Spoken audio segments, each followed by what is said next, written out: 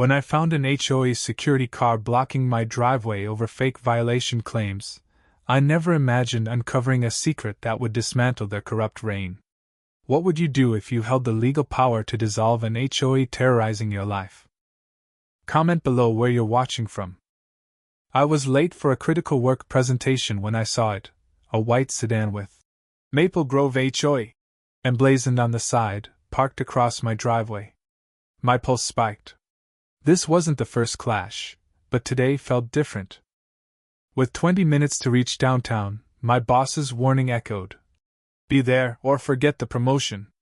Karen Mitchell, smug in the driver's seat, scrolled her phone, ignoring me in my press suit. She'd been on the HOA board for just 3 months but had already alienated half the neighborhood. I knocked on her window, heart pounding. She flinched, feigning surprise. Is there an issue? Her fake smile grated. Yes, you're blocking my driveway, and I need to get to work, I said, voice tight but calm. Karen's grin widened as she flipped through a clipboard. Per our records, you've got 3 violations: Christmas lights up past January 10th, trash cans visible last Monday, and your lawn's an inch too tall. I was floored. Karen, I don't have lights up, those are Lisa's next door. My cans are in the garage, and I mowed 2 days ago. Complaints were filed, she said, glancing at her watch.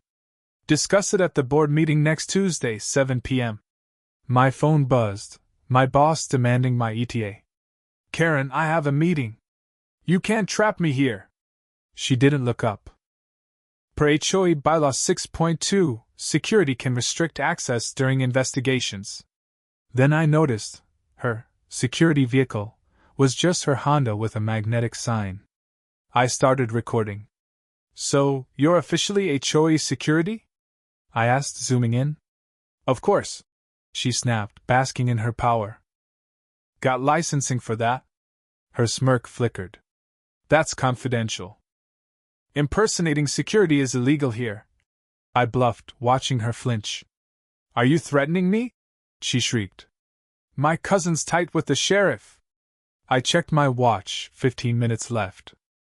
Move your car, or I'm calling the real police for false imprisonment. She sputtered, then peeled out, yelling. This isn't over. As I sped off, I caught her furiously texting. Something was off. Why was she so bold? What was she hiding?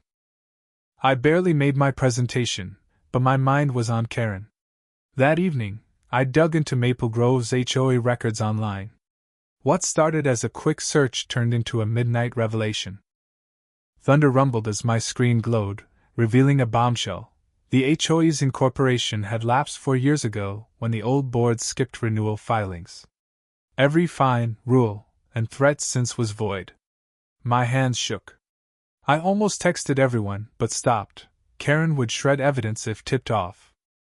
Then, a notification, another violation from Karen, claiming my recycling bin was out 3 minutes past 6 p.m., with a $200 fine.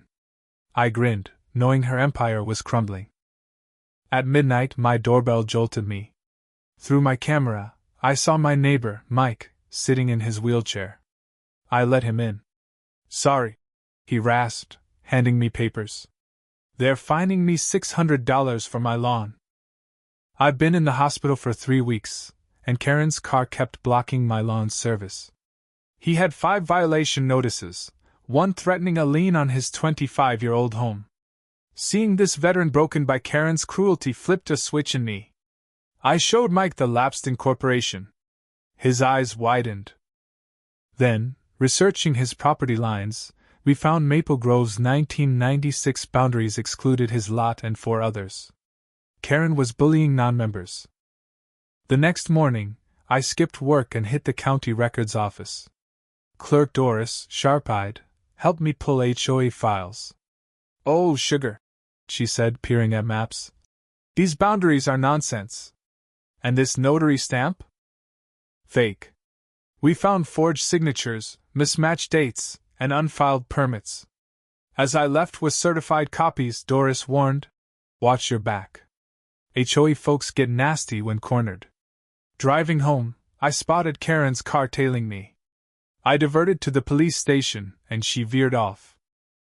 I filed a harassment report, showing doorbell footage of her, guards, snapping photos of my house at night. The officer frowned. Are these guards licensed? Their company's not state registered. At home, 3 more violation notices awaited, but they fueled me. I created a secure folder: maps, videos, notices, finances. Then, Lisa from across the street arrived, sobbing. They're making me rip out my memorial garden for my late son. Karen says it's unapproved. This wasn't just my fight anymore. Tuesday night, 15 neighbors slipped into my garage, faces grim. Mike, still bandaged, led off. They threatened a lien for my ramp, whispered Mrs. Carter, our 80-year-old baker. Dan, a teacher, showed photos. They say my house is ivory mist, not snow veil. Repainting ate my savings. A knock froze us. Security check! Karen's voice boomed. Her car's lights flashed. Neighbors ducked behind tools. Mike's wife hid his wheelchair. I cracked the door. Karen shoved her tablet forward, showing grainy footage. Explain these cars at your place past curfew. I smiled. Didn't know HOAs police private visits. Where's that bylaw? Her face reddened. As security chief, I can violate privacy laws? I cut in. The county might want a word about illegal surveillance. She stormed off, but not before I snapped her plate. She threatened you, Lisa whispered. Into the evidence pile, I said. I revealed the HOA's expired status. Gasps followed. Lisa, a paralegal, offered to research laws. Mike's wife, an ex-bookkeeper, took the finances. We made a covert Maple Grove Book Club group online. Then, Karen's assistant, Emily, slipped in, pale. I can rise. After seeing Mrs. Carter cry over her ramp, I'm done, she said, pulling papers. Here's where the fines go. Headlights swept past, Karen's patrols. Emily hid the papers.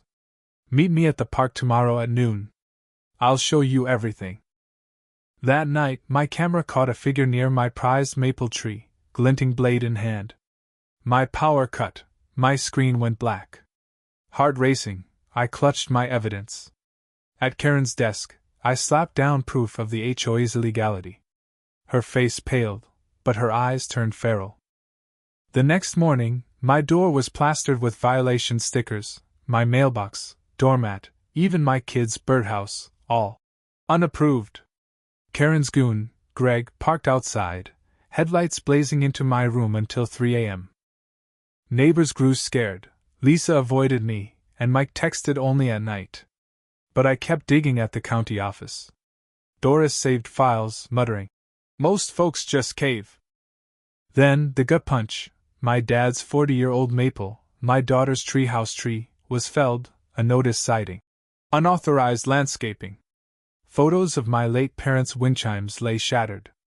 Across the street, Karen sipped coffee, smirking. But Doris had found gold, files proving Karen took contractor kickbacks for years. I photographed the wreckage and Karen's grin. My dad's words rang. Loss shows you your enemies. I sent the photos to my lawyer.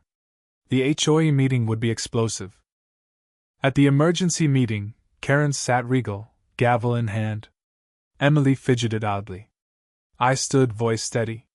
Let's discuss your standards, Karen, like running a fake HOA. I flashed the lapsed incorporation. Karen scoffed. I've led 4 HOAs. All dissolved. I shot back, showing her pattern of vanishing funds. Emily stood, trembling, holding a USB. I quit. I sent the accounts to the state. Karen funneled half the fines to herself. The room roared. Dan waved his paint fine. Your Mercedes came from my gnomes, Lisa cried. Karen grabbed her bag, flashing developer contracts, threatening to crash property values. But I was ready. Mike projected emails, Karen extorted developers too. Emily held another USB. FBI's got it all. Karen texted frantically, smiling oddly. What was her last play? Chaos erupted. Karen lunged for the exit. Mike blocked her. I called 911. Lisa live-streamed. Emily clutched bank statements. Mrs. Carter recorded from her wheelchair. Police arrived. Karen Mitchell, Officer Lopez said. You're coming with us. Her bag spilled, offshore accounts, illegal fines. She screamed. I'll ruin your home values. But Mrs. Carter rolled forward. Post it. I'd rather have neighbors than tyrants. Lisa showed a website of Karen's abuses. Dan proved values dropped under her. As Karen was cuffed, her threats faded. A fallen paper chilled me, a developer deal to raise our neighborhood for a mall, set for next week. It died with her arrest. The next morning, violation stickers coated every mailbox. Karen's final jab. We peeled them off, laughing, sharing coffee. I spread my files. The HOA's been illegal for years. We can reclaim every fine. Cheers erupted. Mike pointed to Karen's expenses, her vacations, her roof, paid by us. Lisa called other neighborhoods. Then, Karen's daughter, Ashley, rolled up with lawyers, claiming HOA control. I grinned, nodding to a news van I'd tipped. I've recorded it all. Ashley blanched as cameras swarmed. Corrupt HOA busted. Hit the 6 p.m. news. Calls flooded in from other neighborhoods. We held a real community meeting, kids, dogs, joy. Mrs. Carter kept her ramp, Lisa's gnomes tripled, and Dan's house glowed white. We formed a neighbor group, not an HOA. When Mike's lawn needed mowing, 6 families showed. Lisa's kids sold cookies, we bought stacks. My new maple sapling thrived. Property values? They climbed. Kindness trumped rules. Karen repaid every fine, court-ordered, and was rejected by her dream condo. She bunked with Ashley, under new rules. We framed a violation sticker in our community center, a badge of our fight. As I watched sunsets from my porch, kids play, and neighbors chat. We didn't just kill a corrupt HOA, we built a community where care beats control. Karen's cameras? They now capture kindness, proof that the best security is helping each other thrive. What do you think of our fight? Should we have confronted Karen sooner or played her game longer? Share your thoughts below and tell us, where do you stand on standing up to bullies in your community? Hit that like button, subscribe, and let's keep this story trending.